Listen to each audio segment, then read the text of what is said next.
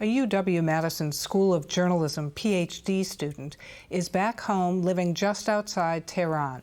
Each day brings fear and uncertainty for Tahereh Rahimi, who does not support the war, nor does she support the regime. She sees her country and people living there being destroyed. Communications are mostly down in the country, so we sent her questions to learn firsthand what it's like right now. Here's a sampling of what she said. I used to think that I was brave. I think that's not true anymore about me. I know that it's totally fine to be scared, but I think war really changes you. Depending what type of missiles they are using, you can feel the shake. That part is the scariest part. If I want to describe it to you, in the spring when the lightning hits, it sounds like the sky is being ripped apart. When you lay down on the ground, you can feel it like the same, ripping apart feeling inside there. I remember one night, at the middle of the war, it was 8:30 or 9 p.m. and it was raining.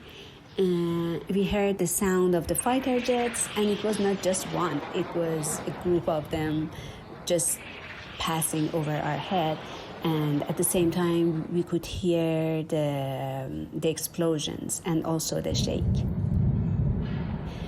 I remember I was thinking, why it doesn't finish? When the end is gonna come? It is like constant torture.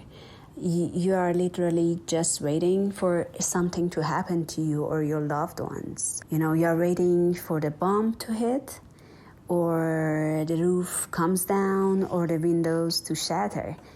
After the jets pass over, obviously you feel happy that, okay, I'm safe. My family is safe. I am safe.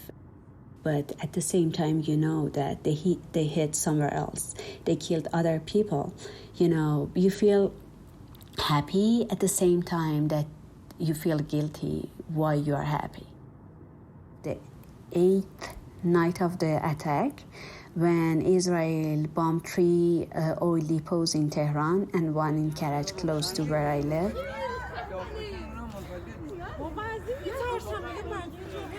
Tehran was covered under black smoke for hours.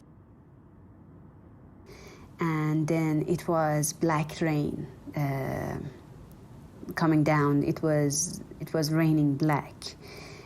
You can just imagine how this can impact people's health, especially older people, and how it's gonna leave lasting damage on people's health, on water, and so on.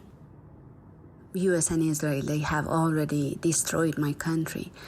More than 2,000 people are killed. I don't like just to mention numbers, but the numbers are real. These people are blood and flesh, and they are not just characters in a computer game. More than 2,000 people are killed. Over 26,000 people are wounded. They are literally changing my country to another Gaza, where people are deeply suffering if they have not gone already, dead already. What do you think about how this war is being covered in the media? As you know, the internet is still down after almost 50 days. Netanyahu was the one dragged US in this war, but I didn't see a lot of coverage. The part that the Israel has done is sort of whitewashed or softened in the news media, and people just don't talk about this. It might be the result of what I saw in how they were represented in domestic news media, but it was very disappointing that what they were talking was just about the oil price. Oh, the Brent oil is like, now it's 50 cents higher than yesterday, as if like the war was reduced to just the oil price, deleting the human side of the war. So my biggest fear is that they don't, like Iranian government and the US don't come to an agreement. My biggest fear is that like somehow the ceasefire ends and they resume the war. So it means all this nightmare is gonna happen again.